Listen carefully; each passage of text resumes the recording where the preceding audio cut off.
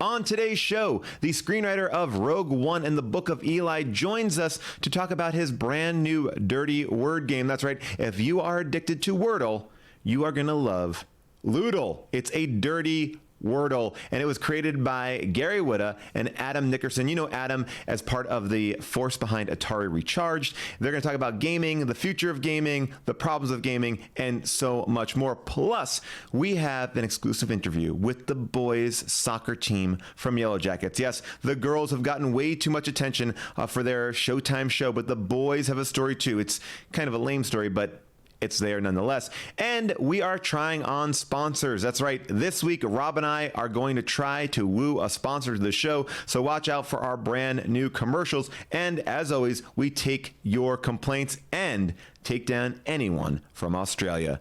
Check it out. Yeah, I mean, this guy, he sent me a complaint that he basically is annoyed with his kids. I think he has 3 kids or 2 kids, a bunch of kids, too many kids. And he doesn't get any quiet time. You know, he can't play Madden, he said, RIP. He can't, he tries to change clothes, he said, and they slap his belly. And he's not even a fat guy, Paul. Wow. So, yeah. So, wait, why is he getting changed in front of his children? Well, that's a separate call, Paul. He didn't address that issue. That's a totally separate, a very valid point. The caller did not tell us about that. Okay. So advice for getting time away from your kids. Anything from you, Paul? I mean, my idea won't be very popular, but it's what we did with our child. You know, we have a 5-year-old, and I told you about this. We had no choice. Because I had the same problem. We sent her to military school. We had to send her off to the Donald Trump military school for girls. That school, really great. Yeah. You know, he's a beautiful soldier, and I think he's been such a Yeah. So that's what we did with our daughter. She's there now. And, but do you have any advice for dealing with kids that you can't get away from? How do you word, it's Benadryl. And what people don't realize is Benadryl will knock your kids out. So what I like to do is mix them in a bowl of jelly beans. I put them, in fruit salad, whatever the thing is. And that way, you just kind of, boom, you take them out for the count. And, Benadryl will keep them a little bit sleepy, but I think it's, who doesn't like a sleepy kid? I've noticed that when I've been around your family that your kids are very sleepy early in the day. Yeah, we kind of knock them out. I would say they get up around 6:30. We knock them out. The first knockout, because Benadryl is 4 hours, is 6 to 10. Yeah. Then we bring them to school late because, they're asleep. Of course. And then they're not on Benadryl until pickup. Yeah. And then I would say after our nanny leaves, we just drop some more Benadryl in there. Knock them out. Yeah. So at least twice a day. That's a good policy. Yeah. All right. Well, I think that's pretty good advice, Molly. Let's do another one, and then we have a guest. We'll do a couple more. Let's see what else we got. Did you serve up Brissy Joe? I mean, I really hope. I did. Yeah. I don't know if you heard me address it. It was a problem last week. I told everybody the backstory was that, he complained all the way from Australia that we don't have enough Australian content or international content. And, I think I addressed it head on. I saw some of this, when I was doing my sound check, because I am able to multitask as much as it seems like I'm not able to do that. I think he made this. I'm not sure what it says. I think it says 2,000 Australian dollars. Which assuming that's I think is like 100 American dollars. I think not even. It's not even. Yeah. So, but that is a great picture of me. It's a sexy picture of you. It's pretty sexy. Okay, let's get it. Oh, Paul, I also have great news that we'll get into it later, but we have there are a lot of companies have reached out about sponsoring the show. Yes, I'm so excited about this. That you were telling me, like, you were sick of us working not together on this, and you reached out to a bunch of companies to kind of see if they would sponsor us. Do you want to maybe, before we bring in our first guest, I know you want to talk about something serious, but I do think the best way to kind of do a commercial is before something big is going to happen, you cut the commercial and then you come back for the big story, because you have a very big announcement tonight. That's a great idea. I do have a big announcement. It's more of like a secret that I am I'm not proud of, but I'll get into that. It's not something that I really want to celebrate too much. But anyway, got it. But Okay, cool. but we'll segue into that with a commercial. But first, let's do another complaint, and we'll see what we got Okay, there. good. What's up, Rob? This is Sean out of Sacramento, California. I recently had my appendix rupture and I had to have it removed by my hospital. They would not let me have the appendix. I asked if I could have it so I could maybe put it on a necklace or something like that. Do something like Dolph Lundgren on Universal Soldier. You know, remember how he had all the ears around his neck like a necklace? Kind of wanted to do something like that with my appendix. Do you think hospitals should give people their appendix back if they want it? If anything's removed from your body, shouldn't you be entitled to getting it back? I don't know. Let me know. All right, so this is a good question because I would offer to you. Yeah. Well, first of all, I have a lot of questions about this, Okay. but I would just say, like, let's just go on let's make the choice that that's not a strange phone call. Yeah. And we'll just break it down simply and say, do you get your old oil when you get an oil change at the car dealer? If you bring your car in to get an oil change, well, could you? I don't know. Could you? You might be able to. I think his complaint is that he was not able to get his appendix. You know, I don't think that they're going to be taking out an oil and then passing it to you. I think you're bringing it in first service. You know, now look, I will say, wearing a bunch of ears around your neck like a warrior, like Dolph Lundgren might do. Yeah, he also said cooler look. Yeah, the caller also said Dolph Lundgren. I think he mispronounced his name, so I wanted to make fun of him for that. But, okay, great, yeah. But yeah, I mean, my thing is this: like, I don't know. I don't think that they do. I don't think that they. I think the laws vary from state to state, and I'm not an expert on this because, you know, don't try to pin any crimes on me. But yeah, you know, you can't just take body parts from a hospital for your own needs or for your own pleasure. You know what I mean? Depending though, because I was able to take the placenta home from, well, we had to have a person came to the hospital, take our placenta home. So we were able to do that. It was something that was kind of orchestrated. And we also were able to take a little bit of blood bank cord blood. Yeah. Cord blood. Yes. Cord blood. Yeah. But the cord blood, what we sent that to a company that like freezes it. And yeah, so that's not like in my refrigerator. So we can make genetic twins. Like, you know, in case anything ever happens, you can just clone them, or even if they want to playmate, you can just clone them and have. We're on our 7th Vanilla Ice at this point. Oh my gosh! Oh, so if one gets hurt, you just chunk them in the dumpster and then. And I'm talking about like you know, a cut knee or something like that. I want my kids to be perfect. Got to be perfect. Got to be perfect. One thing I tell you, they will not let you do is take the body parts from other people. You know, like this guy is saying that they won't let him have his own stuff. I know from personal experience, I had, without going into it, I was trying to collect several tiny foreskins from little babies that had been circumcised. Sure, and I was going to, I had a cut on the side of my face, and I was going to surgically graft a little penis skin on the side of my face to kind of cover that up and save money from the plastic surgeon, because plastic surgery is so expensive. So I was hanging out at the hospital a lot and asking if I could have the little baby dicks. And they said, no, they wouldn't let me. So I know that you can't have other people's organs, just for the record. Well, I have a lot of questions about that. I don't want to like peg you down and say like, Rob, I think that I don't know why you were doing that, but, you know, I will say that, you know, part of this world and part of this time that we're in right now is being open to people and being not judgmental about what they choose to do, how they choose to live their lives. And when I first heard this about the appendicitis, I thought to myself, my God, this guy, he's going to wear it around his neck like Dolph Lundgren, like Dolph Lundgren's. And the truth is, that was actually really naive, because I Googled appendixes and I started to think about it. I'm like, oh my God, check this out, Rob. That would be pretty cool to have around your neck. Whoa. Is that really that's kind of Is That's that the your appendix. appendix? Yeah. Oh, the little thing there, the little tab there, I think at the bottom is your. Oh, okay. Yeah. Oh, okay. Yeah. But Yeah. I Okay. think the rest of it, I think that's your large intestine. And I would wear that. Like, like when I lived in New York, I used to see guys with boa constrictors walking around Yeah. their neck. And I always thought that was pretty cool.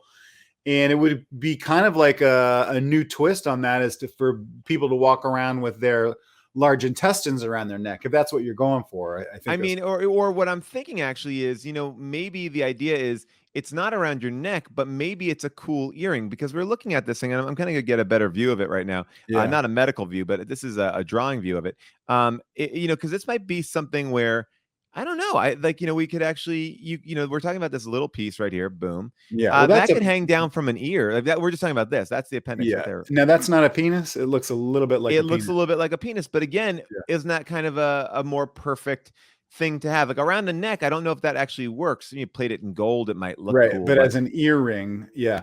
I Hey, think it's kind of cool. just to double back on something that you said. Yeah, what's up? Well, you said that you guys got your placenta and you brought that home, but you didn't tell me what you did with it. And so, Well, Rob, like a lot of people, I'm sitting here wondering, what happened with that? Well, look, there's a movement about how you deal with placenta, right? So I think there's some people who will make their placenta into a smoothie and drink it. That is a thing that has been going on. I believe that happened on an episode of Keeping Up with the Kardashians. Okay. What we did was we took the placenta. We didn't do this. A person did this. A wonderful woman, and not your wife, not my wife. No. There's a professional person, and they like dehydrated it, and they basically made it into these pills, like little capsules, little capsules, and then they made a tincture that apparently is good for when you reach menopause. You would have a little of this tincture, but also the pills were to help get through the first couple of weeks of pregnancy. Yeah. So the medical theory there is that it helps stave off like postpartum depression and stuff like that because it keeps you at a even. I sound like all I'm going to say is that I would be. All I'm going to say is that I took those pills every day and I never had postpartum. I mean, I'm pretty sold. Now, let me ask you, as a man eating the placenta, that's what I got a lot of flack for. People said, no, the pills aren't for you. That's for your wife and her postpartum issues. And that was something that, well, I think that, you say potato, I say placenta pill, is that kind of a thing. Okay. And let me ask you this. Did you gain any other health benefits from eating your child's placenta? I mean, I was hungry for human flesh. Still. Periodically. Periodically. Yeah, because once you've had, I've heard that once you've had a taste of it. Once you have baby meat, I'll see you on the street to go find some more babies to eat. That's the phrase, right? Because you're hooked. Hooked. Yeah, you got to get more. Got to get more of that baby meat. And I've been saying that. And look, a lot of you have been following us for a long time, and I haven't really expressed that to you. Yeah. You've never talked about it. I'm in for the baby meat. And look, I'm not saying, anything gross. I'm just saying, let's do it. We know. Yeah. If you're in LA, Well, that kind of brings me, that might be a good place to segue into our first guest, but let's do the commercial first. Yeah. I mean, we could also do the commercial later, guys. I think you're right. We made a great segue here. Why? Great. Yeah. Well, I don't know if you have seen the TV show, Yellowjackets on Showtime. I haven't. And I'll tell you why. I'll tell you why. I know it's a fantastic show. Yeah. I love it. But since Black Monday was canceled on Showtime, I'm boycotting. I did not know that. I did not know that Black Monday was canceled. I guess we haven't said it. Let's say Black Monday was not renewed. Yeah, it was not renewed. Oh boy. Yeah. Are we making headlines right here? Are we making headlines? I would have dressed up more for the announcement. Look, all I'm gonna say is let's keep it between us right now. It's been a known factor for months and months and months, but I guess no one has officially said it. And but now I have. Okay. Well, let me ask you this. What are you going to do about the speedboat that you bought? Because I know you just bought the speedboat. Well, I got to buy, it wasn't just one, it was two, because I had to have a his and a hers so we could have races. They don't take them back. once you put it in the water, apparently they don't take it back. So no. yeah, and I bought that because I was like, that's That's a season big 4. Here boat. we come. Here we come. Yeah. But yeah, no, we're you know what? I'm just gonna have to go back to what I was doing before I got the show, which was racing speedboats. Yeah. For money, competitively for money. Gotcha. But anyway, yeah. So, but I've heard it's great, so and I was considering actually lifting my ban on but you're Showtime. a little bit over Showtime right now. I was a little bit upset about it. Yeah. But we had a great time, great cast. But yeah, but I've heard so much. Like this show has broken through. It's amazing. Well, it's interesting because I'm so nervous to even get into this. But the show is, for those of you that don't watch it, it's about a high school girls soccer team called the Yellowjackets, and true story. A lot of people don't know this. It is a true story. Oh my God. It's pretty much a documentary, and they go, what happens is the soccer team, there's a plane crash, and they were flying, on a private plane. Don't even get me started, but they were flying on a private plane, and their plane crashed in the mountains. Right. And so to survive out there over, a long time, I don't know how long it was exactly, the girls had to, I don't want to ruin the whole show for you, but they ended up having to do some terrible things to survive. I'll put it that way. Now, in the show, they flash forward to the adults that survived. And, what's crazy is that it's people that you've heard of, like Juliette Lewis, Melanie Linsky, Christina Ricci. They were all actual survivors of this. Wow. So this is based on their story, and then they're playing themselves. Yes, wow. Yes. Okay. I mean, they give them fake names, in the show as like a legal thing, but it definitely really happened to them. Anyway, all of this is to say that I've never confessed this to anyone, but I went to that high school. And I played on the boys' soccer team, the Yellowjackets, and we're the fucking shit, Wait a second. And I knew a lot of people wouldn't believe me, and so I wanted to bring on one of my teammates from high school who played soccer with me on the boys' team, Todd Broski, and so let's just bring on Todd, and we'll tell you our story. Wow. Hey Todd, how you doing, buddy? Rob, what's going on? How's it going, man? Great to see you. Yellowjackets. Yeah. So Paul, Todd and I played soccer together in high school for the Yellowjackets. Okay. No big deal. And I wanted to bring it up because, we're pissed because the girls team gets this whole big TV show made about them. But what about us? Right? I mean, I guess I mean, what about you? Like, I am like, all right. So hold on. You were not were you on the plane with the girls? No. First of all, okay. We never got to travel by a private plane. Yeah, they never let us travel private jet. Like we would travel by a Greyhound bus. That was Okay. Sure. As most high school soccer teams do, but I'm guessing you probably weren't as good then, because it feels like the private jet was probably for. That's what we wanted to talk about. Is that we were just as good, man.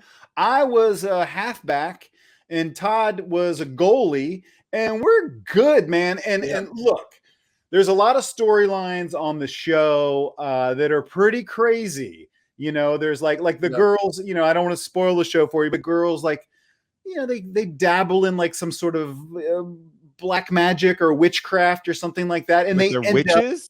They end up fucking eating one of their dead teammates to survive. Okay. So gross. And me and Todd never ate anybody, and no one made a show about that. Yeah. Okay. Maybe we never won a game. Maybe we never won a soccer game. Never won one. Wait, hold on. Rob and I played together. We never won one game. We weren't even close. But sounds like you guys are terrible. Hey, guess what, Paul? We never ate our own teammate, huh? Yeah, Give us a little credit. And it's not like we couldn't have. Okay, Yeah. Phil Ryerson, the little guy. Oh, Remember, he was a fullback. I could have eaten that guy, guy. easy. Remember him at that all you can eat Sizzler? I mean, woo, he would take, Wait, hold would take it on. down. I could have easily eaten him. Oh man. Wait. So your complaint is you're upset that they didn't make a TV show about a middling soccer club that didn't do anything wrong? Yeah. Well, when you put it like that, that sounds very negative. You know. Well, I mean, it just seems like you're like every other's let me ask high you, school soccer team. Let me ask you this. What's so exciting about a group of girls who go and by the way, some of these girls were a little SLUTTY. All right, hey, we're not going to do any slut shaming. No, I'm not shaming them. You made me say it. We're not going to do any shaming, and I don't like. Okay, let's not worry about what their sexual proclivities are. It seems to me like they were in a tremendously stressful situation. Again, I haven't seen. What are you, their lawyer? Are you their lawyer? I'm not a lawyer. I'm just saying. I'm just here. Okay, continue. Okay. Anyway, we had some pretty crazy times that they could have made a show about. Yeah, like okay. Well, remember, Rob? We used to camp out all the time.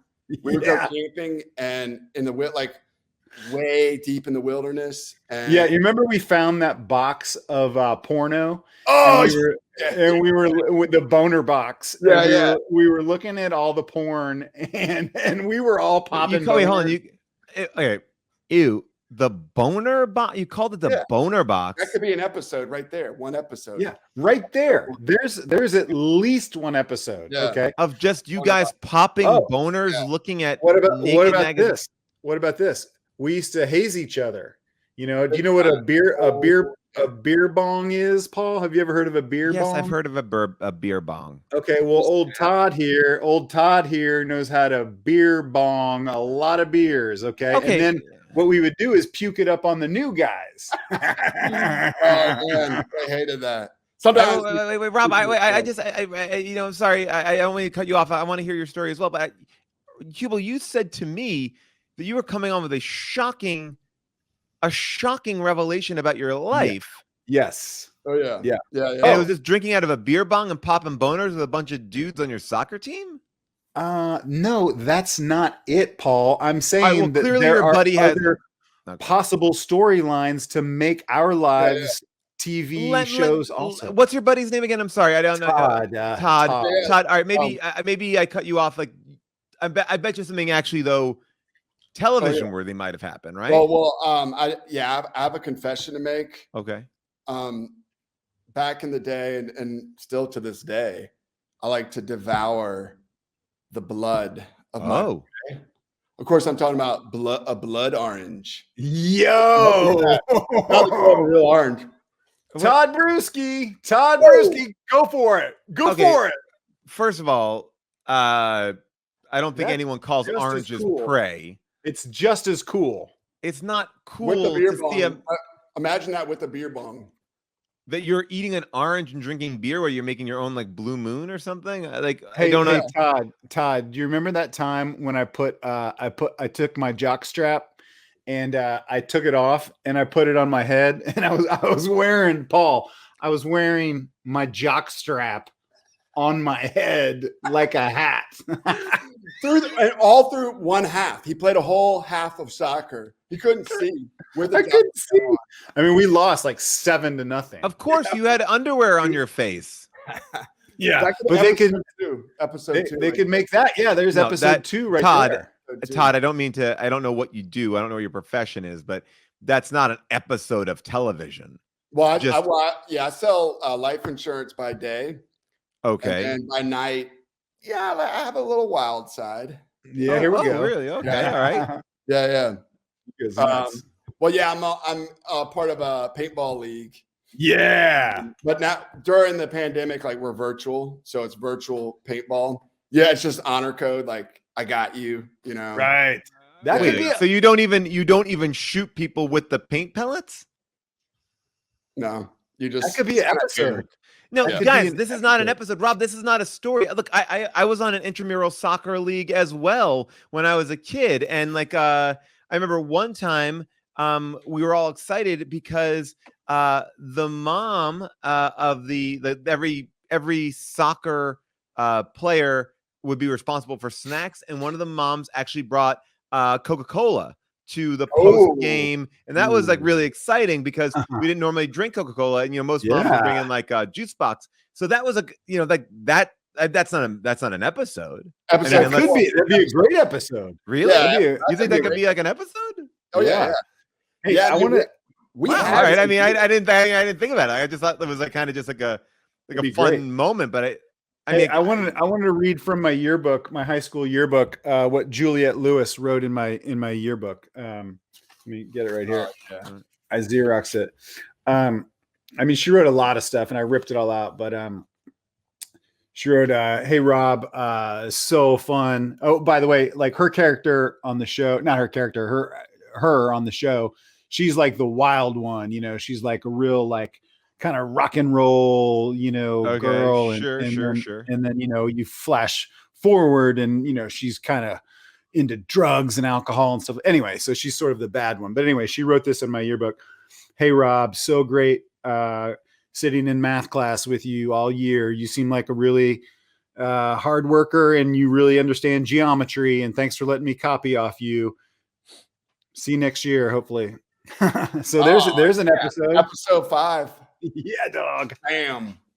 Count it. Juliette Lewis right there. Count it. No, I'm not counting. Guys, I'm like, that doesn't seem like that interesting. I mean, like for me, I went to school with a kid who he wrote me in my yearbook. He said later skater, and he actually went on to be a professional esports, skateboarder. Oh, esports. That's cool, man. Wow.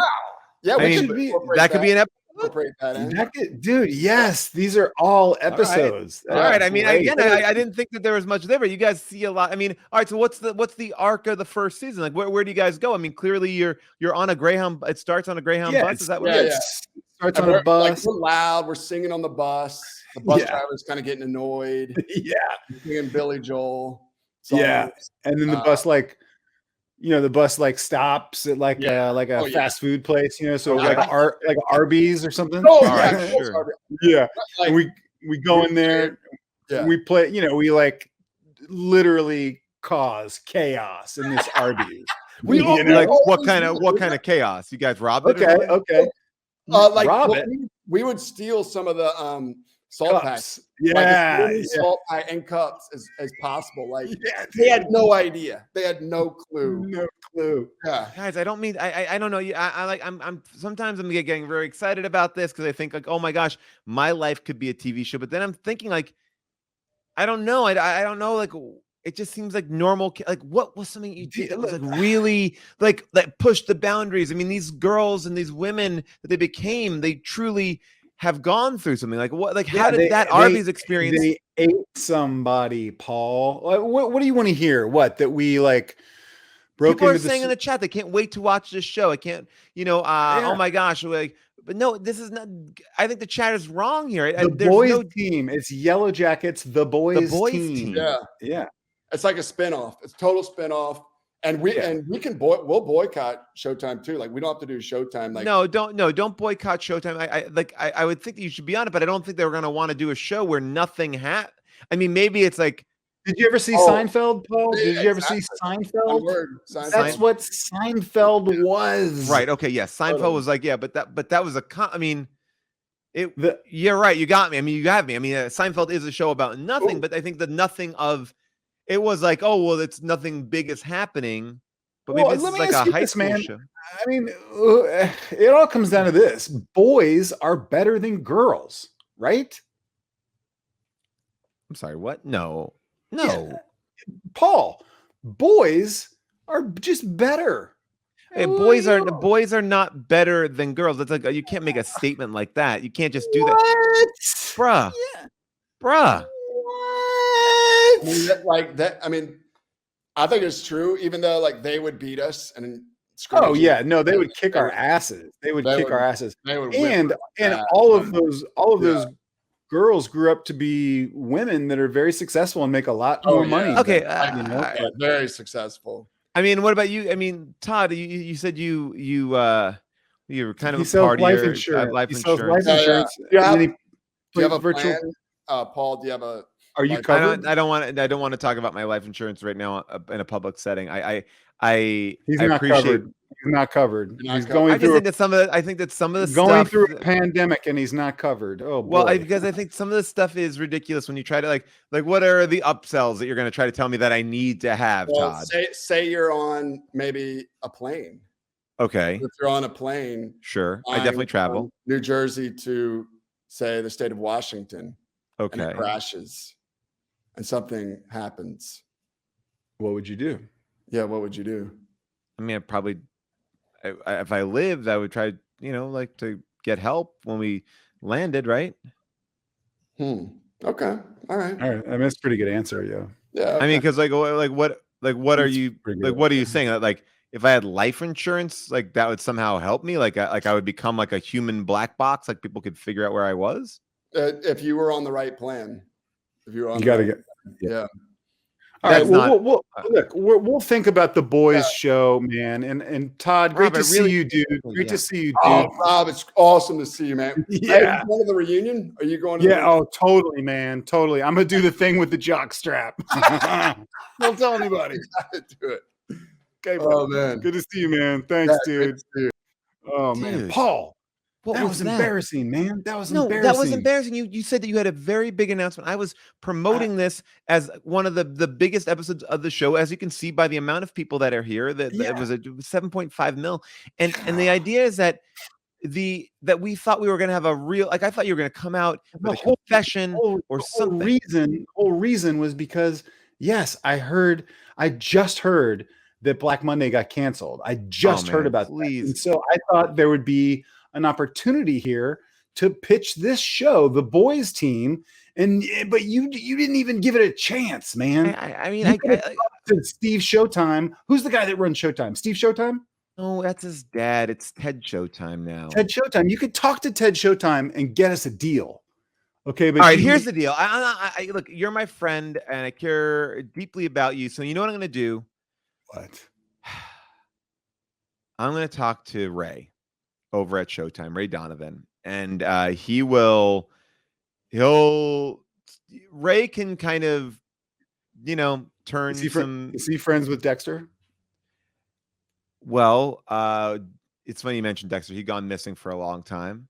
And he just recently, they found him in a lumber yard outside of Washington. Yes. And the last episode, I don't know if you saw, I don't mean to spoil it, but that my wife Dexter found himself walking around in the woods of Washington and stumbles on this plane full of soccer players. And that's the crossover of the new Dexter show. Yeah. That's how it ends. Oh my gosh. They're going to do a mashup. Yeah, finally a mashup. And then what's going to happen is to cover that all up, they're going to bring in Ray Donovan. And the way that Ray Donovan decides to cover it up is by bringing in a time machine that brings them back to the Tudor era in London. So they'll be back visiting the Tudors. And then, but then they get so embarrassed about that and they get so kind of wonky, they come back to this time. But what happens is they have no place to stay. So they stay with that family from Shameless. And they're a bunch of drunks and it's a really kind of a crazy thing. But in the midst of doing that, they make money and then they become the people from Billions. Yep.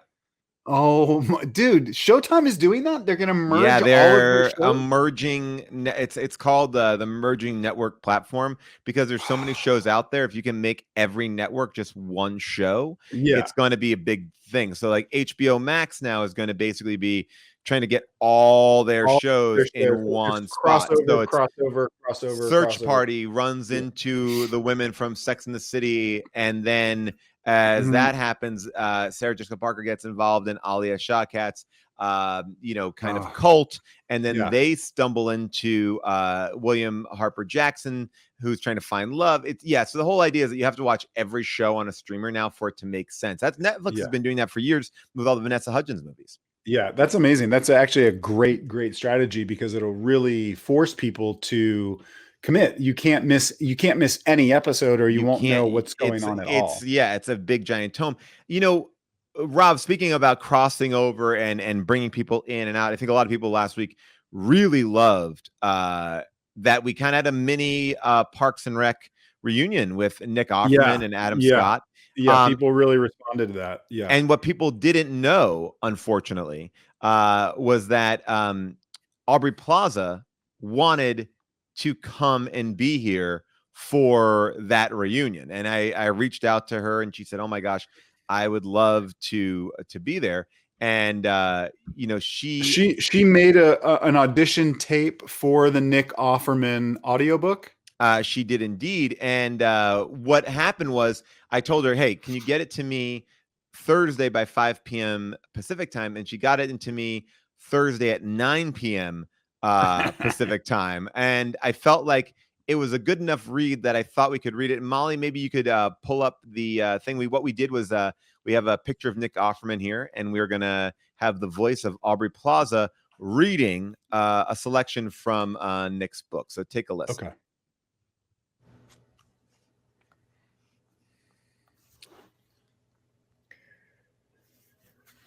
Okay. Now,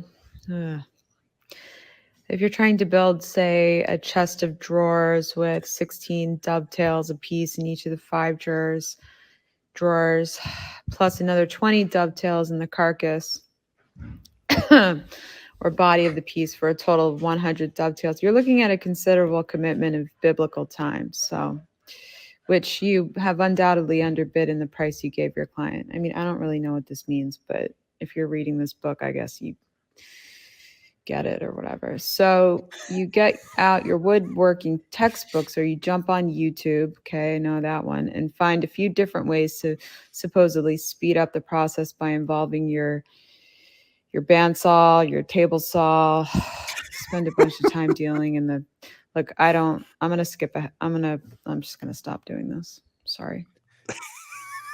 So that was Aubrey. I think Nick would have liked it. I mean, and I think honestly, you know, we saw a lot of people video. I think just to hear her audio is very powerful. Very powerful. I think he would have really appreciated the effort that she put into that. I think so. Yeah, like, you know, she definitely had a take on it. She seemed burdened by the language, which if you did not tell me that was Aubrey and you just played that, I would know exactly who that is. That's so Nick funny. Offerman. It would, Clearly Nick Offerman. Now, Rob, we did talk about sponsors. Do we want to collaborate? And say which one we want to start with? Yeah, for sure. I mean, basically, you know, I've been trying to get us paid, you know, and of course, so I reached out to some major corporations and asked them to, you know, if they wanted to get involved with the show.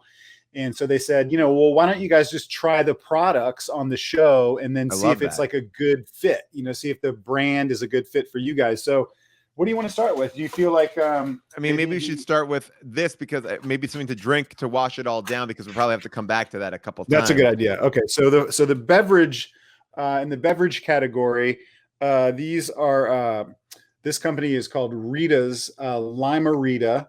And I've never had this. Have you had this product No, before? I don't. So is the idea that it's a sparkling margarita. So everything is margarita based.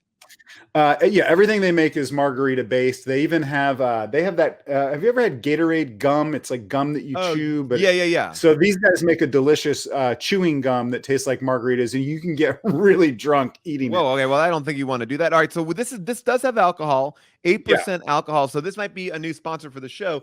Lime-A-Rita. Yeah, you want to try it? Yeah. Okay. Okay. I've never had this, but I'm looking forward to this. They sent us the Tall Boys. I like this. They asked, you know, do we really like to party? And I said, yeah, you know, we party.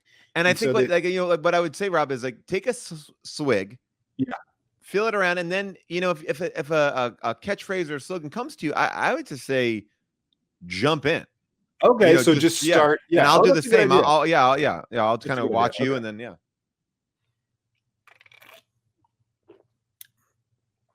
Wow. Rita's Lime-A-Rita. After 12 of these, you know I'm driving. Okay, well, What do you think? Well, I mean, and again, like I haven't cleared it. I'm not here to try to. I'm not here to give notes. I'm not here to be like. I haven't hey, cleared maybe it with legal. should- I don't know okay, what the legal, you know, I think people. it honestly makes it seem like a cool brand. All these other brands are so nervous about getting all fucked up, and you know, Mhm. I'll try this one. Okay, here we go. Rita's Limerita.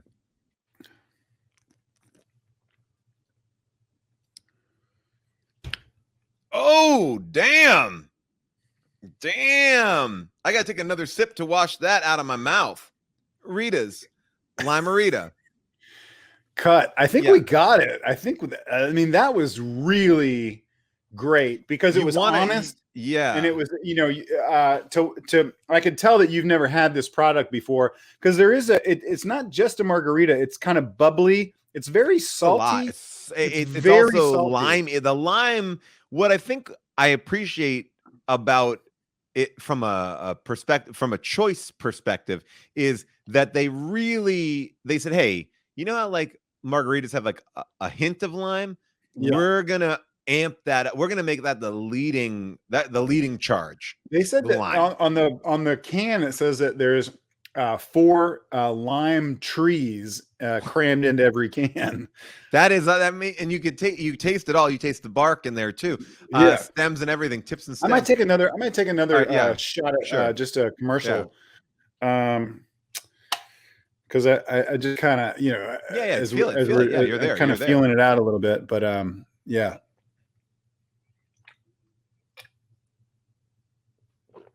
Rita's, you want to fight a cop? Fight a cop. Wow. I like this. What do you think about that? I love it. I think I just got a chip. I think there's chips and dip in here also. Well, it does say the base is guac, so that is interesting. Let me try one more. Of this one to see if I got anything here. Ooh, I want to kick back one of these with my friend Kristen Cinema as I shoot down the filibuster so we don't get voting rights in the United States. That's clunky. I like that one, man. I mean, the one, if I could give you just one note, is that typically commercials they want them to be evergreen, and that feels Rob, like I am the spokesman for T-Mobile. I know what how commercials work. Oh shit, I forgot about that. Of course, for the next 9 months, I am the face of T-Mobile.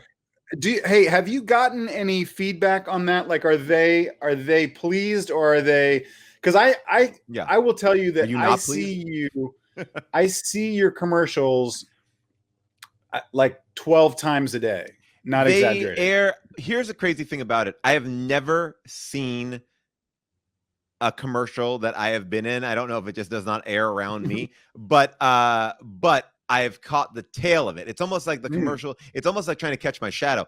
But I know and I understand that it airs nonstop, like during every sporting event. It's on during basketball and golf. Yeah, and it's sometimes on Bailey's football. Sportsnet. Yeah, so it's on a lot. And apparently it was confusing one of my friend's kids because during one of the playoff games this weekend, it cut to me in the locker room, and the young child thought that this was like somehow like live footage from the locker room of the game. So I can see how that. My daughter doesn't know exactly what commercials are, so she thinks it's part of the show. You know, I'm very excited about because I'm gonna have a little limerita while you're. Yeah, you have to. Our friend Gary Whitta, who is I don't know if you know about this. This is a couple of things that are interesting here. All right, so basically, Gary, do you remember like during the pandemic, there was this great. People were obsessed with Animal Crossing. I know you're not like a big video game type of person. No, but I remember. Yeah, and so Gary came up with this idea to do like a real talk show. With the faces, the face. Well, the bodies of the thing, and it took off in a really good way. And he's going to be back tonight with his sidekick from the show and the creator of this new product Adam, and I'm for whatever reason I'm blanking on Adam's last name. I'm gonna give him a proper introduction when I remember his last name, and I want to say it's Nickerson, but I'm right. Okay, Adam, I am right. I got so nervous, Adam. But yeah, so Adam and Gary are they're really like, I mean, I'm gonna say they're trendsetters. And I want to bring them on because would you say they're influencers also? I mean, I think they are influencers. I mean, like they're I mean, look, like Gary is one of the big reasons why I got into Twitch. I saw Gary doing Twitch, and then the amazing community that he had created within this Twitch world, on the Discord world, and Adam introducing me to all these different people. And the show is so much fun, and you can watch all the old episodes on YouTube. But they're back. Let's bring them up here, Molly. Let's bring them in here. That's Adam and Gary. No. Adam, I'm so sorry that I got nervous about your last name, and I apologize about that. I didn't like it. That's a power move. It's a power move. Well, there's a history there that you wouldn't believe. It's so funny though to me, Adam, that I feel like this is the first time I'm really seeing your face, because I feel like I've heard your voice a lot on Discord. When we were on the show, you're there, but you're not. I'm looking. You've only seen him in Animal Crossing form. Yeah, that's it. So now I've seen. Well, to be fair, we also were on a video call playing another game together once. Oh yes, but Adam has a very, very forgettable face. So well, I mean, there we are. Right there, hey, listen, I'm sorry to do this. Before we go any further, you're going to love this. I literally just got a text from my internet service provider. We need to perform emergency maintenance on the equipment servicing you. We will begin in 20 minutes. Oh my God. Expected downtime 15 minutes. So you might lose me in 20. All right, well, that's it. We you know what? We'll get you for what we got you here for. And this is the timing could not be better, yeah. I wanted to talk to you guys because, I've gotten into Wordle. Now, Rob, are you familiar with Wordle? I just, because I knew the guys were coming on the show, I did Wordle today, and then I did Ludl also, which was so much harder than Wordle. Okay, well, tell people what it is. I brought it up here because I wanted to I'll share it, and this is and I want to hear about the whole thing. So I'll just first set the table a little bit and say this, that here I'm going to share my screen. This this is car buying. This is sorry, I'll bring it over here. CarMax. Here we go. This is Wordle right here. And basically Wordle is like it's a word game, right? Like the idea is that you type in a word, whatever that word might be. Like, so let's just say you're going to type in moist or something like that. And it's always a 5-letter word. Yeah. Always a 5-letter word. You enter it in, and you see if any of the letters kind of match up. So I now know that an O and a T is a part of this main word that's going to come up here. And when they are green like that, that means they're in the right spot. Am I right about that? Yeah. And yellow means it's in the word, but not in the right spot. Yes. So you basically have to, use your knowledge of what has been used, what is there. And it's been incredibly addicting. People put up their things. I did it the first time. I got my word in 4 tries, and I was ridiculed horrendously online. And someone's like, I got it in 2, and English is my second language. So people are showing their scores. There's a lot of daily battle here on Wordle. And then as this thing, I feel like is hitting Wordle, I feel like has become popular in the last 2-3 weeks. And then I find out that the two of you who have been behind Animal Crossing, you're always ahead of the curve. I feel like you were ahead of Animal Crossing talk show that was happening.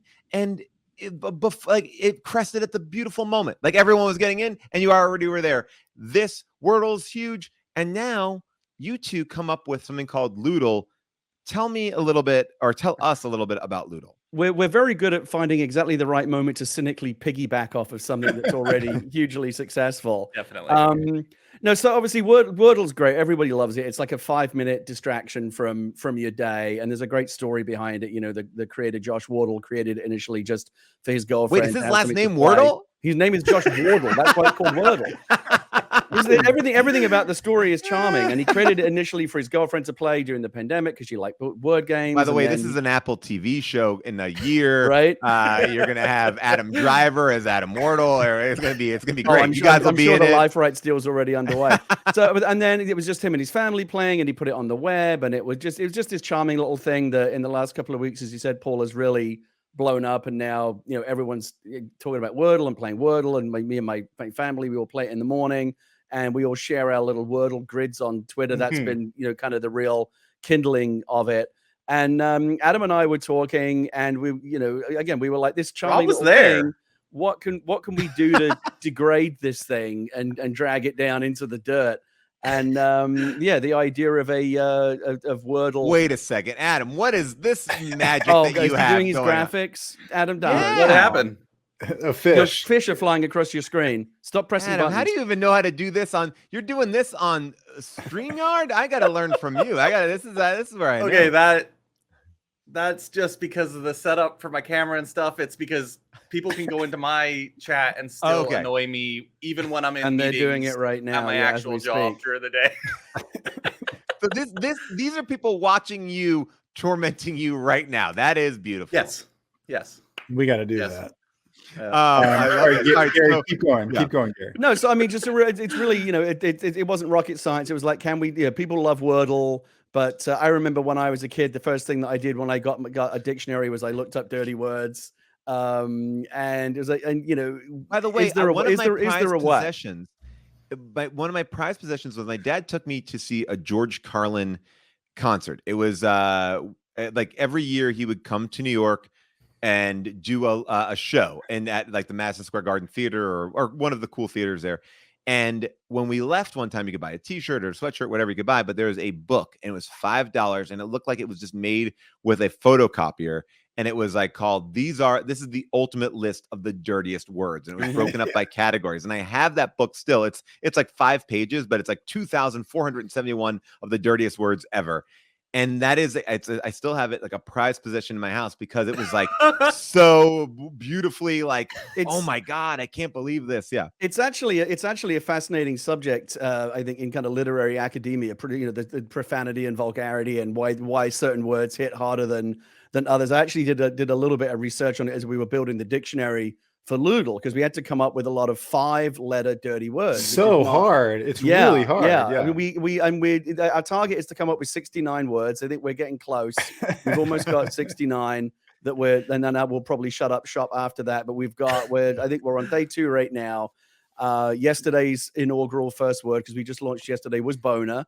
And then we accelerated. We went from 0 to 60 today. I mean, today, but you're welcome. We wanted to maybe try to do this. Yeah, why not? You guys. Go ahead and do it, Paul. I will tell you, it is a rough word. I was like, oh shit, Ludl is going for it. So you know, you can find this at ludlgame.com. And I'm going to actually do it with the chat because then I'll feel less silly about it. So chat, give me the first word to put in. I should mention that we are going to be adding this feature later to add any word. You can try any word in the dictionary, but right now the game only recognizes the dirty words in its own dictionary. Oh, okay. All right. So I'm going to put in taint. That was the one I saw. Absolutely. That's a good one. Why not? You got okay. So that's a good mix. That's my question, Gary. So if it just like, if it shimmies like that, it means that. So gray means that there is none of those letters are in the word. Nothing. Okay. Yeah. All right. While you're doing this, Paul, I'll say that I did Wordle today for the first time, which should I ruin it for people or? Well, I don't know. I mean, I'm going to put in boobs now as my second word. Well, so I got Wordle my first try. Nothing. Oh, look at this. Struck out twice. This is all right. I'm going to try this word now. Oh, you got to go. You got to go as dirty as you can go here. I'm not. I'm gonna. I'm taking it from the chat. Why not? So please don't judge me. Okay. But we have to go dirty. Only one. Oh my God. And it's in the wrong place, but you know there is a place. T somewhere in this word. Yeah. So Rob, you know the word, right? You already played. Yeah, I know. I know the word, and word. So what I was gonna say was Wordle. My first try, I got it in 3 attempts. So I went over to Ludl. And it took me like 5 tries. I was so hard. And it was like, well, I want to go back to the chat and see what like this is a hard one because I've been doing it. You can figure it out. Hang in there. All right. Well, I'm going to give you a very abstract clue, Paul. Yeah. Yes. A lot of people today had to Google this word. Yeah, I did too. And many of them wish that they hadn't. Yes. Wow. I did too. Now, yeah, go ahead. Sorry. Well, can I give you the next word that I tried without, and this will not give it away, but it'll give you a couple more letters? I mean, yeah, sure. Yes, please give me that because somebody said to put in felch, but I feel like I want to go and I want to have a good hint. Try queef. Okay, good one. And that'll give you a couple letters. Now remember, Okay, you'll only have 2 more tries after this. Yes. Okay. So we got All right. So now all right, you've got a C, an E, and an F, but they're all in the wrong place. Okay.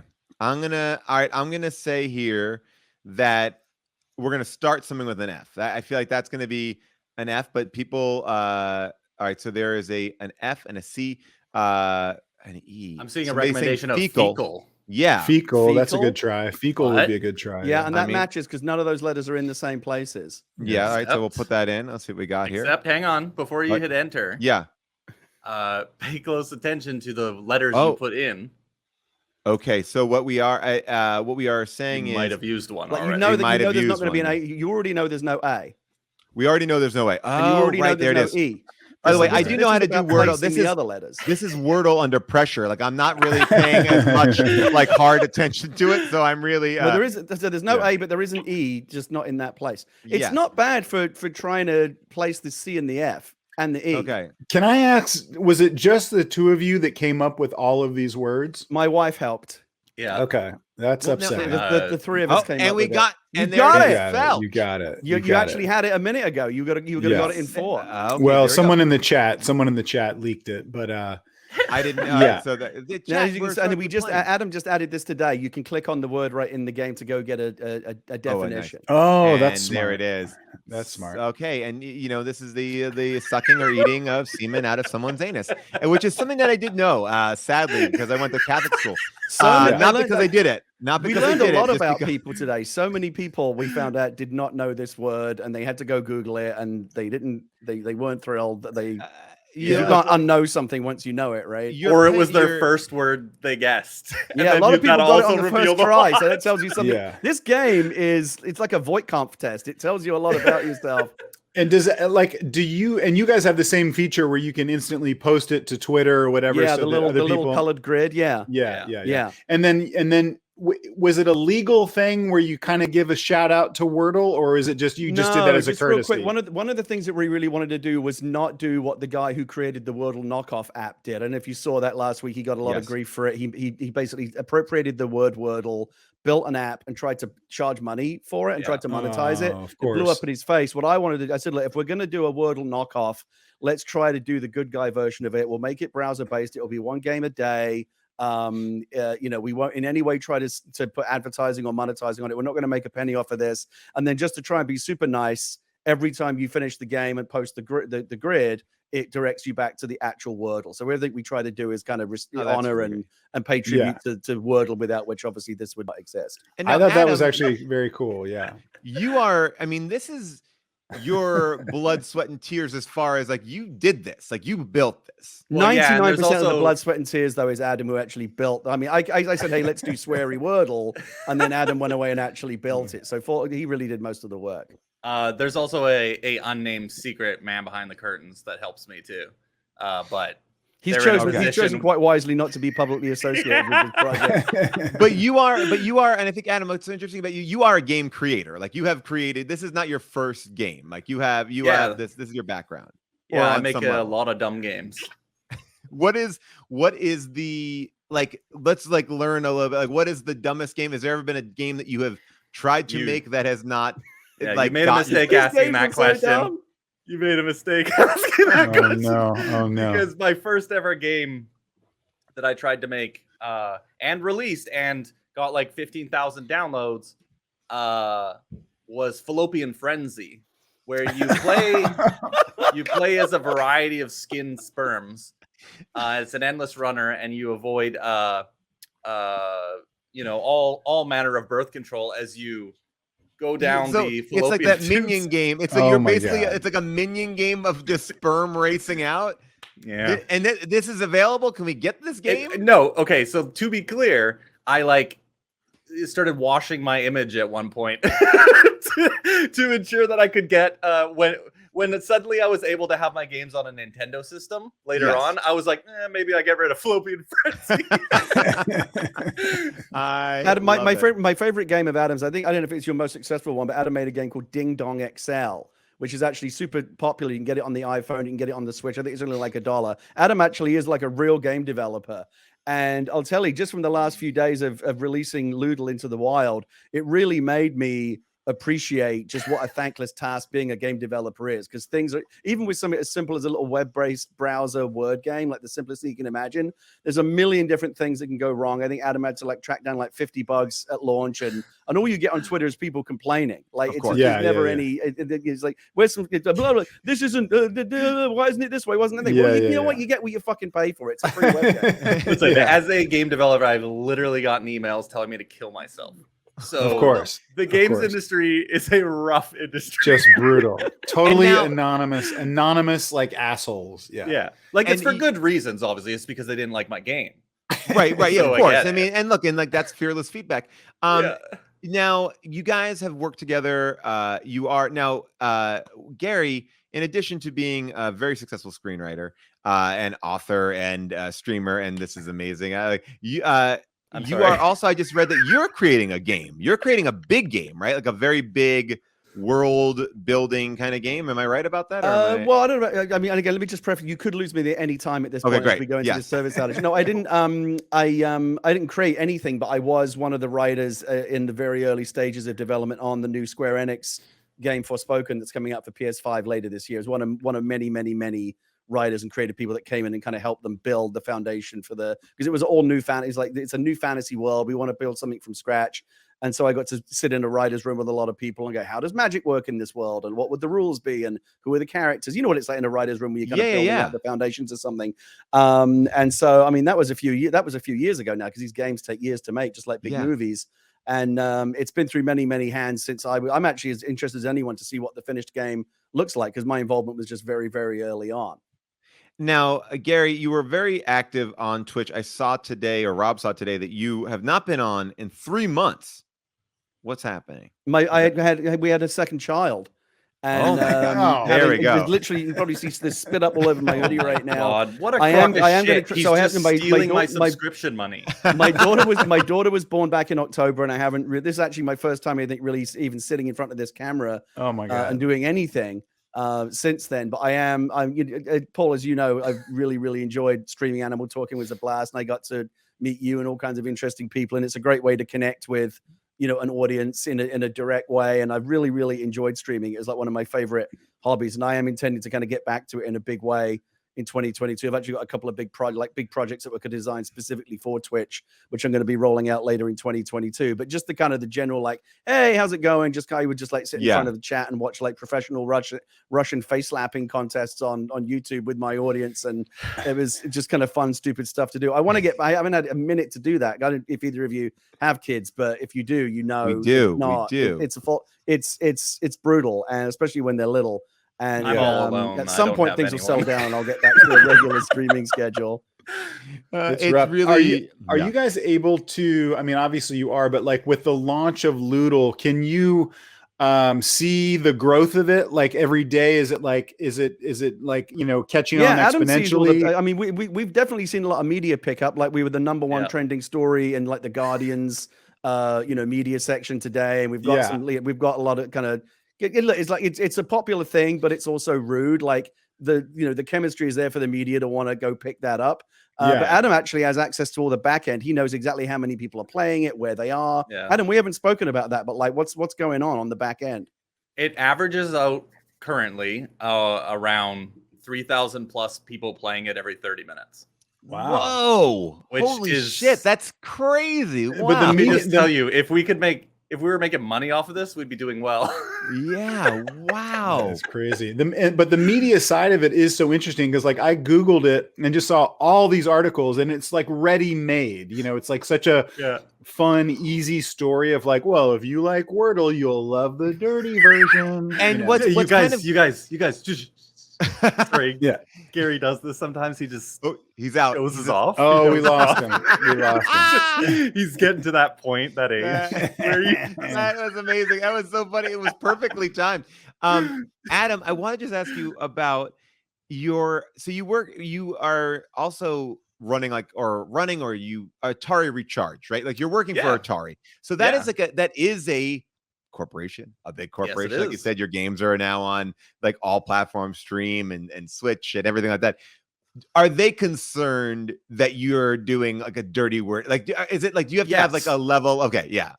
I feel like everything I do, they're always concerned with. Like when someone, when we post, the Atari account will post an announcement about one of the new games, and some asshole will come and tweet and be like, "Why doesn't it have this?" And then I'll be like, "Maybe if you weren't such an asshole, people would be nice to you and like consider talking to you." And they'd be like, "Hey, maybe just take it down a bit." Yeah. Like, well, I learned this from Gary. I learned it from watching Gary. How did you guys hook up? Like, how did you guys meet and start working together? A mutual friend of ours, Greg Miller, was harassing Gary at a convention I was at. I knew of Gary at the time, and Greg Miller was harassing him as Gary was shilling his this just dog shit board game that he sells called Space Rocks. That's literally just a box of rocks for $20. Wait, really? That's a true thing?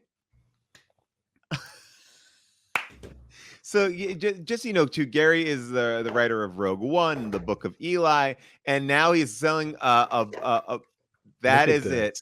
Oh my God. Space my rocks. my daughter would love Space Rocks. Whoa! Nice Just rocks. Any instructions in that game? What is the game? Yeah, there is safety instructions. And the instructions is that there's no rules. You are a deep space asteroid miner trying to make a living in the year 3019. How to play: scatter the rocks onto a tabletop or any surface. Start the timer.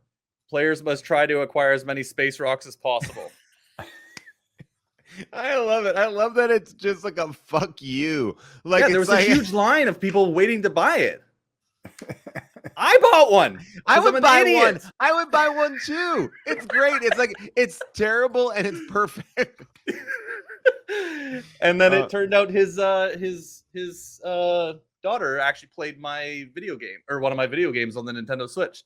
And then we got talking about potentially working on a project together. And there you are. Then suddenly we were doing animal talking. I love that. You guys are so great. Here, Gary is back. If we want to just say, hey, he got his internet fixed. That was there he is. Much faster than they said. 15 minutes. It was more like 5.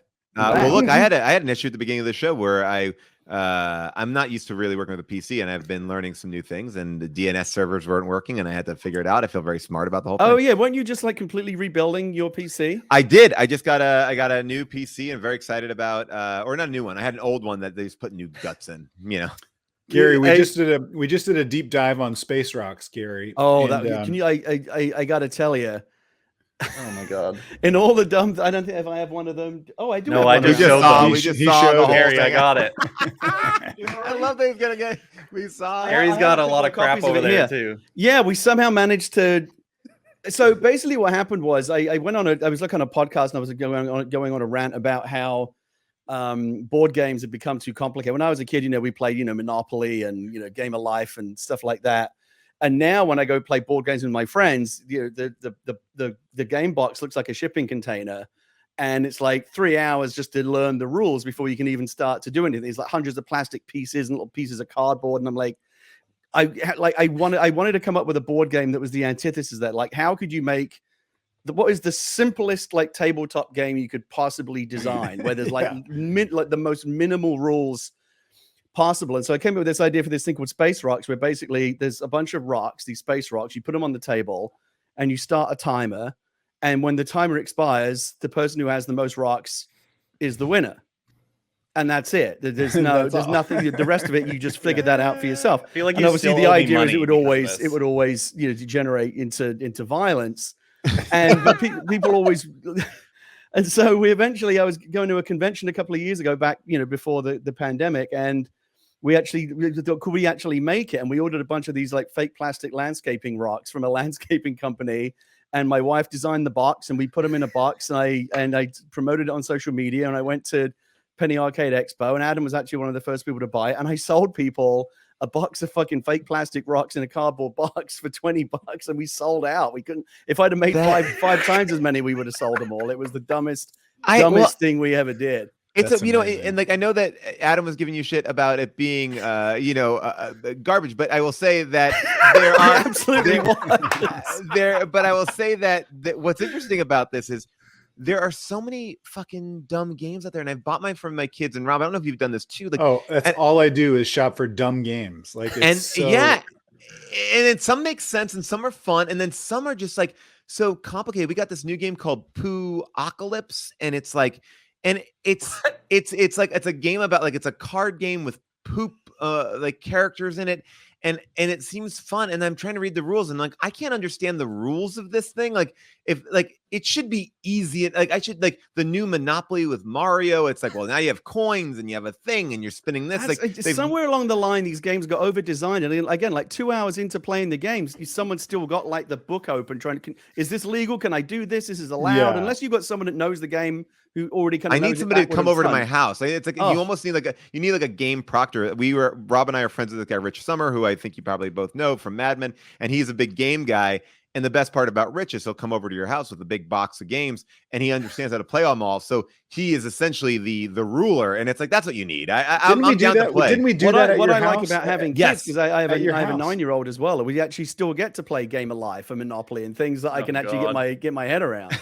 Yeah, I have a 5-year-old girl, and so we're just kind of getting into the idea of like, it's your turn, it's my turn, it's your turn, Right. it's my turn, and that's a whole concept. But so there's a game that we love, and I forgot the name of it, but it's basically, it's all little wooden pieces, but it's chickens, and they're balancing on a little teeter-totter.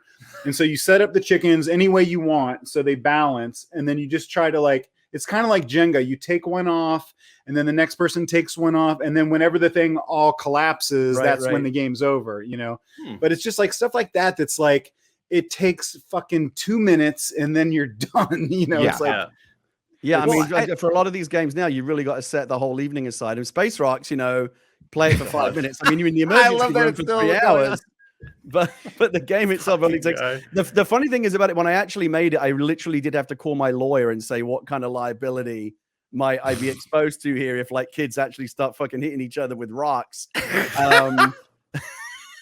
And we actually ended up putting a pretty lengthy disclaimer in the box, but in the end, nobody got hurt. It's so interesting. It's just like I think the other thing that I've been fascinated with board games, and maybe some people really love it, are these games that are just like prompts to be funny. I think like Cards Against Humanity started that idea, where it's like they basically you have setups and then you hold punchlines in your hand and you just kind of like cover.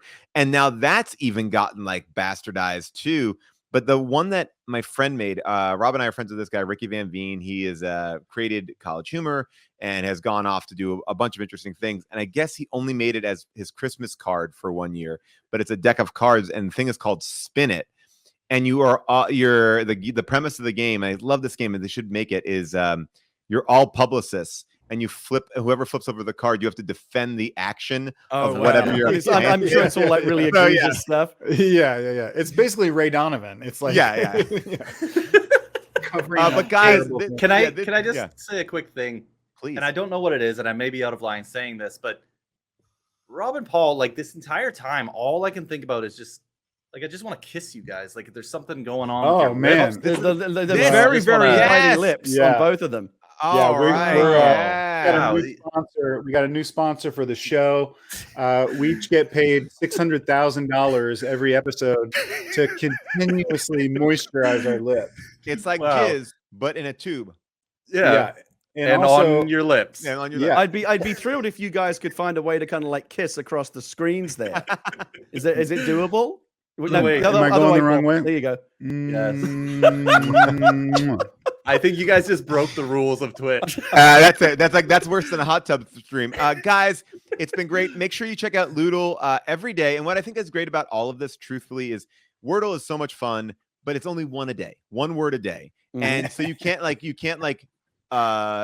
binge out on it. You can't just play, and you have to wait. And I think that's a great thing. And your game also is the same thing. So if you are addicted to Wordle, then you can go to Ludl. So you essentially get 2 words a day. A lot of people are now playing both and getting a very different vibe off of both for sure. Yeah, again, it's ludlgame.com. The word today was felch. You can Google it, but don't Yeah. hit Google images. So far we've had look at this, Boner, look at we've these had Boner kids, and Felch. Tomorrow's words are good as well, I think. Can't wait. And how many? And you are at how many words to get to 69? Yeah, I know the clock is ticking on you guys, but how many more words do you have to put in the? I the think generator? we have enough. that many, don't we? Yeah, we have We're enough. actually kind of cutting Right. down. Yeah, there's Yeah. more. Okay. Again, I actually read a whole Wired article about the science of swear words and why most swear words are 4-letter words and why 4 and 6 are 5 and 6 are harder to find. But we found another. We did use a few plurals. We cheated a little bit with plurals, but for the most part, you'd be surprised how many decent 5-letter vulgarities there are out there. Oh, I'm Yes. I'm Awesome. excited, and just so you know, people are also saying, people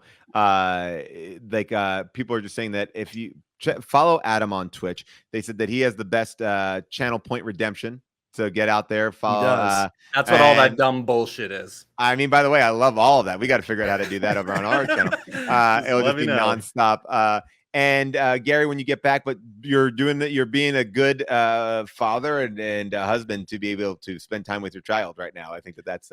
I'm trying, but like I That's said, I really want to get back doing some Twitch streaming sooner rather than later. I hope so. And I Yeah. hope we get them. Look, I mean, Animal Crossing was so much fun. You can watch all of them on YouTube as well. The two of you guys were always great together. And like I said, you brought me into the Twitch world and made it so much fun. And We and loved having you exciting. on the show. You were one of the only people that were on our show twice, Paul. You had the show Yeah. that you were on, and you came back and did our Halloween I- special as well. I Oh, loved it. nice. I loved it so much. Well, guys, thank you so much. And everybody should check out Ludl and after you play your Wordle. Guys, great to see you. Thanks so much. See you That was so much guys. fun. Thank- Gary, what about Good to see you. I'm glad that they complimented our kissable lips. I mean, well, of course, that's what these advertisers want. They want that connection to us via camera. Like that's what Amaranth is doing on a weekly basis. We get it. By the way, speaking of Amaranth, we haven't really checked in with her in a while. We haven't I mean, checked in on her. I would like to check in. Yeah, I do have to tell you, I need to jump by. I know you always have to go. I know. No, just by 7. My wife is doing the news in the morning, and Talk to me about this because your wife is a very successful. She's on the news. She's on the news.'s been on the news for a long time. But by the way, she Paul, works- we covered up the murder that you did, because we can sort you of can kind of like game influence the the news. news. Yeah, Like if she goes obviously. longer in her segment, she gets to push the story about the murder. Yeah, and my I wife appreciate does that. mostly the LA traffic report in the morning, and she does also like Hollywood gossipy stuff. But Ooh, what we got to bring her on to hear some Hollywood gossip. I want to. oh get boy, to she'll bend your ear about. Yeah, she's got a lot of. She tells me a lot of bad stuff. In fact, I know some stuff about you that you don't even know. Whoa. So she has to get up to, no lie, she's on the air at 4 a.m. Here in LA, and she is on the air from 4 till 7. And so but so the way we covered up your murder is if she's doing a traffic hit, she'll report on like whatever the traffic is in LA, but I'll text her and I'll say, hey, Paul murdered another guy, can you go long? And so she'll go too long, and then they'll be like, hey, sorry guys, we had another breaking news story, but it was just Oh, a I murder love this. and we can't do it. So that's how we got That rid of. I appreciate it, and I give a lot of love to her. But I mean, that must be a very interesting schedule for her because she's got to go to bed super early. Like, what is her like sleep schedule like? Her sleep schedule is crazy. I mean, normally she would already be asleep right now. It's 6:45 here in LA, and she would already be asleep because she gets up at 1. And then, I like to limit my parenting to 15 minutes a day. So usually I'll get off Twitch at 7 o'clock. I'll parent from 7 to 7:15, and then lights out, like you do Benadryl. Yeah. For your kids, I just do straight up ZzzQuil. I give her a shot of ZzzQuil, That's which is smart. a sleeping aid. So my daughter will go to sleep at 7:15, and then I party. Like I'll go downtown. Yes. I'm still DJing. Wow, you leave the house. Yeah. Yeah, I'm still DJing. I'll go down to Club Hollywood in downtown, and I'll I love DJ that. downtown until. And that's and you go to one of the only places where it's masks are not allowed. No, we don't allow masks, and we don't encourage them either. So I'll go down there and DJ, and then as soon as my wife leaves the house at 3 a.m, I'll come home. Okay, that's great. I mean, that's fun. So, And yeah, but because the you have that schedule little is crazy. overlap where your daughter is home alone, but the truth is she's sleeping, so she doesn't know. She's sleeping, and truth be told, I forget my keys a lot. So I just tell my wife, leave the house unlocked. So That's our smart. house That's is smart. often unlocked at night with my daughter asleep by herself. So has she been taken? Yeah, we talked about that last We week. talked about that. Took Your tack. kids were taken. My daughter got taken several times, and so what do? I watch the movie. I come up with a strategy for how to get her back. And look, that's part of parenting, and Gary's going to see that again as he goes back into that younger part of parenting. I will say, Rob, that last night I did something for Christmas. June got me a Oculus. I'm a big VR person. I have the old Oculus. I got the new VR thing. You have you have kind of a double life, right? Like you're mostly now in the metaverse, right? I primarily am in the metaverse. But what was fun is that you can kind of get online. You can get on the browser. And one of the things that is right in the front is, do you want to go on Twitch? So I went on Twitch. And of course, I did the thing that, the most narcissistic person would do. I clicked on our channel and I watched us in giant, because you can make it like almost into 180 degrees, where you can make it like it's like almost like watching us in IMAX, and it was hilarious to watch this show in IMAX. This show should not be in IMAX. It was pretty great. So crazy. What do you use? What do you enjoy mostly with Oculus? Like it seems to me like I keep waiting for it to explode with content that will be unavoidable. You know what I mean? Like, yes. Oh my God, you have to do this on Oculus, Everything is better, right? Everything is getting better and better and better from the first. Can you just watch any TV? Like, can you just sit there and watch, football or something? Yeah. Well, that's one of the cool things is the MLB and the NBA now have like virtual reality events, so you can watch like a basketball game from behind the basket. So like when the guys are coming at the basket, you're watching, you feel like you're there. It's amazing. And then they have like Netflix where you could sit in a room. They also have these like virtual theaters. So we could essentially, if people had Oculus, invite everybody from the chat into a theater. We could be talking during a movie. We could do like stuff like that. Wow. There are some really fun games. There's a great climbing game. There's a great shooting game. It is very much, I think like the metaverse is very much like, in theory, the metaverse will be cool. Like Snoop Dogg has a house in the metaverse. I don't know how you would even see or understand what that is, but I'm trying to learn that. But it's just like they're fun games, and I think they really marketed themselves this time as like a cardio device. Like, hey, you'll get up, you're doing stuff, you're moving around. So they have a great fun games. It's like right now, I think it is a 30 minutes fun, like you do something fun and silly. Yeah. But some of the visual things, like one of the things I really loved was they actually have the Back to the Future ride from Universal Studios, and you put it on and you could like ride that ride that has been taken. Yeah. So they have like fun things, and they're still building it out. But yeah, you're right. It's not like you must, but I still think there's a lot of cool stuff in it.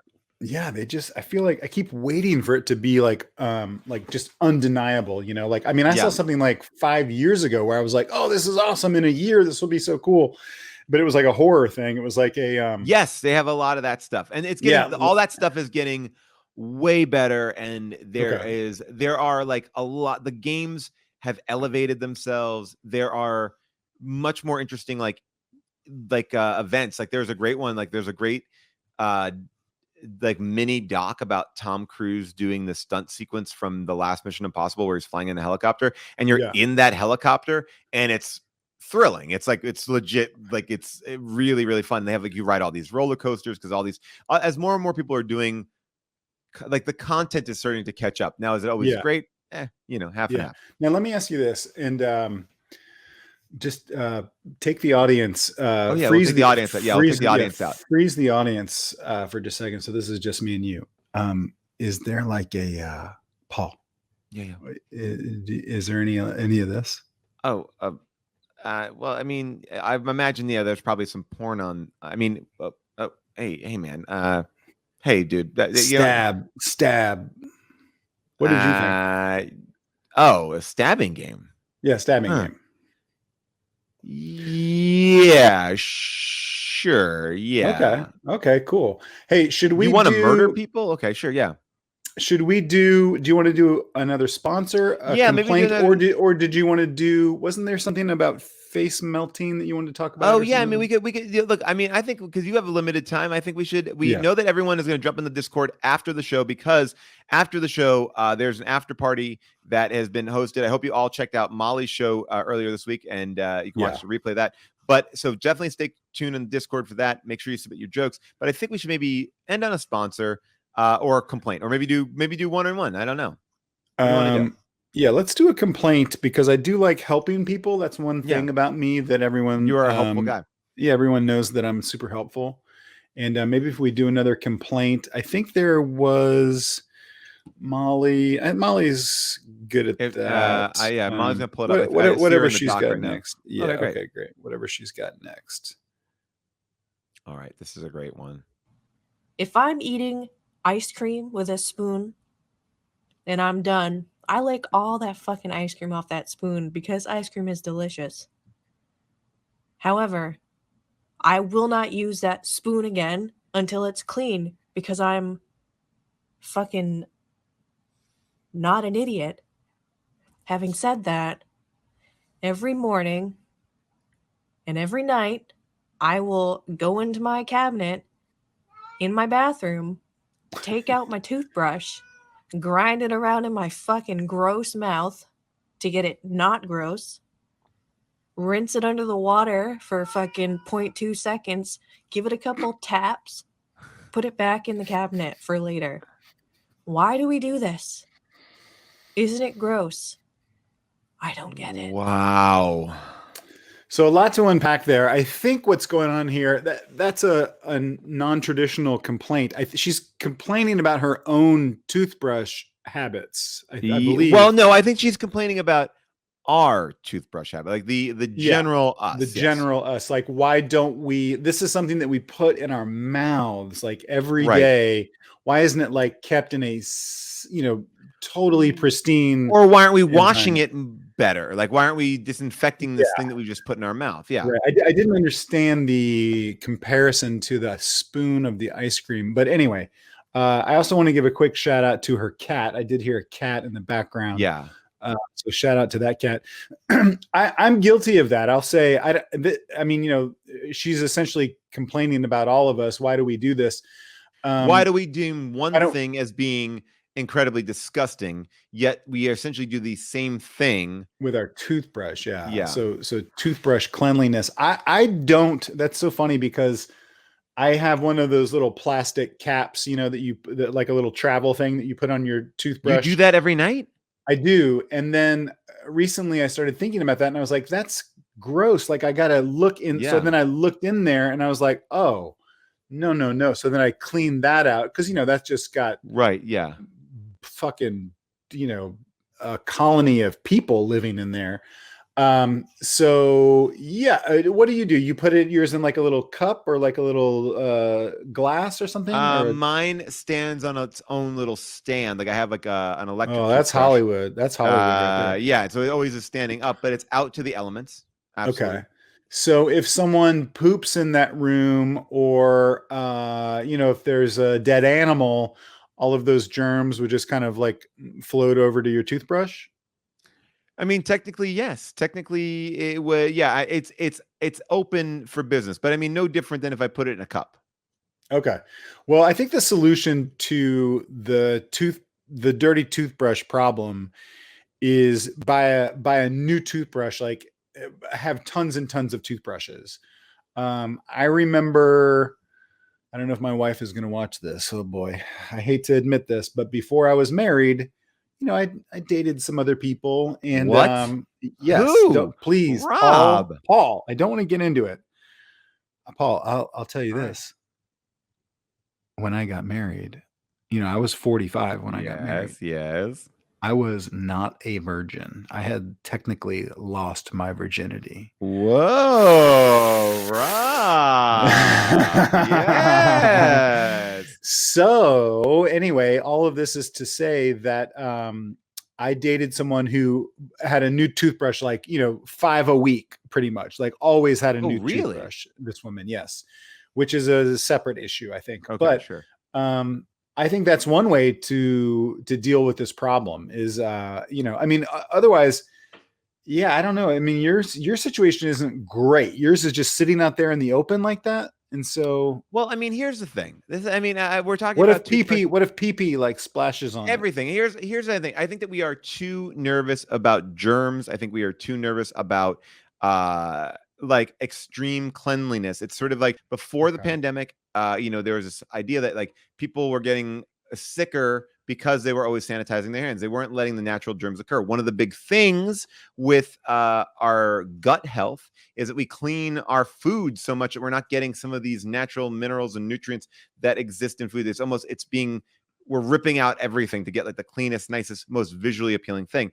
To me, the toothpaste is not like disinfecting your mouth. Your mouth doesn't need to be disinfected. You're just simply polishing your teeth. You're cleaning your teeth. You're not like you're not But would you yeah. put a tiny amount of fecal matter in your mouth? And I mean like, a little airborne particle. Do you walk into a bathroom? Yeah. You're going to get that fecal matter up your nose or in your mouth too. Like if that's in the air, if you're in a public space. I mean, you can sit in there and think about that and drive yourself nuts. What I'm going to say is this. Yes. Here's the difference of her spoon and ice cream analogy.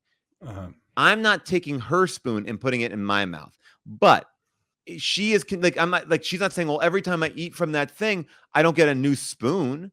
The only thing is going in your mouth and then it's going out. And if you want, like, you can get a blue light or whatever, clean off the germs. But the truth of the matter is like, we're not sharing it. We don't all share a toothbrush. It just goes in your mouth. You put the thing on, you wash your, and what do you have in your mouth? Like what do you have in there? Like, you're not like eating bags of shit. Like your sugar and things. Like your mouth also has enzyme. Yeah. Carmex. You have like enzymes in there. It's like I'm just saying, it's like, it's going into a safe place. Sure. There might be something on it, but I mean, there's something everywhere. I mean, look, Right, you think that this is any worse? I put my toothbrush in here, wash it out. All the bristles fall right out. You seem upset, and I didn't mean to upset you because the show's coming to an end and people have to go to sleep. On the East Coast right now, it's almost 10 o'clock. Wow. And I didn't want to get you I'm riled up. You're riled up, and I get it, but I just don't I didn't want to get you so emotional about it. No, I mean, should we do one ad? Because we have all these sponsors. We'll end it on a positive note. We'll do a commercial. What do you want to do? You pick it. You want to do the jewelry? Yeah, let's do it. Okay.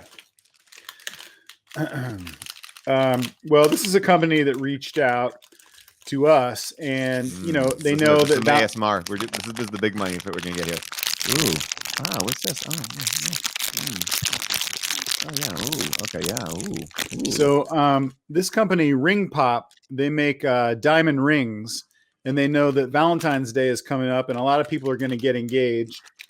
And you hear commercials on the radio for like. By the way, very hard to open. I just actually very hard. Yeah, but they wanted us to, a lot of people know that these are very expensive rings. And these are a special brand. These are tropical rings, the blood diamonds. These are Ring Pop blood diamond rings. So yeah, these are Ring Pop blood diamonds, and they're real. It's real diamonds.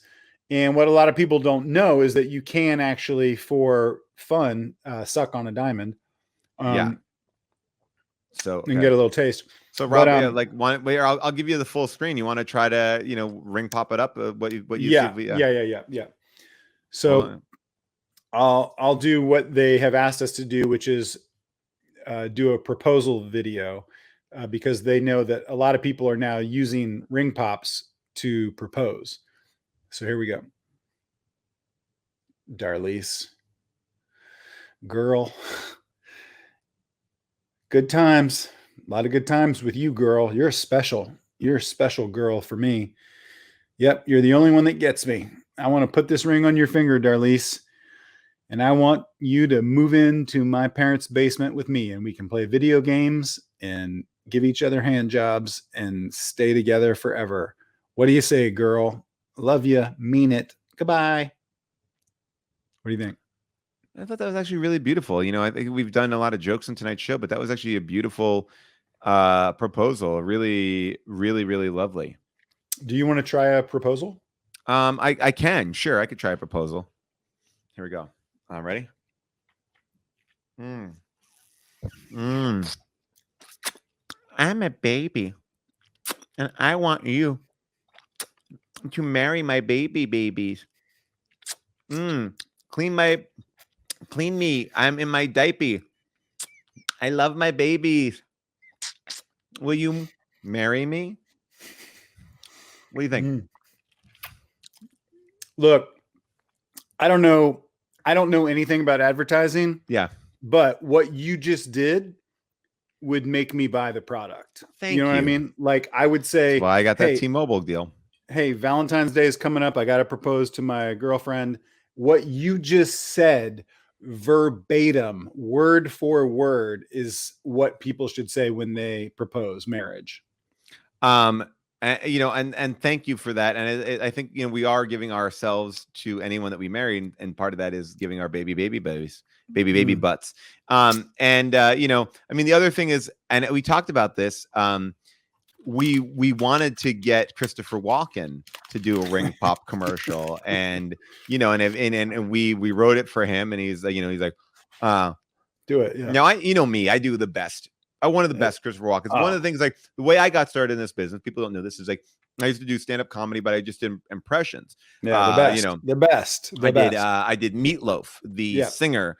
You did Spuds McKenzie. I did Spuds McKenzie. I also did Mark Harmon, the great actor who was Sybil Shepherd's boyfriend on Moonlighting. I don't know if he's done much after that. I did the blonde guy from Magnum PI, all the classics. Yeah.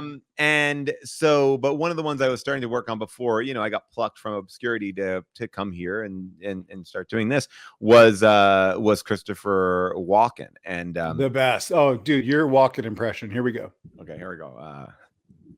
Okay, hold on. Here is a ring pop. I held it in my butt because I was a POW. And now you can have it? Dude.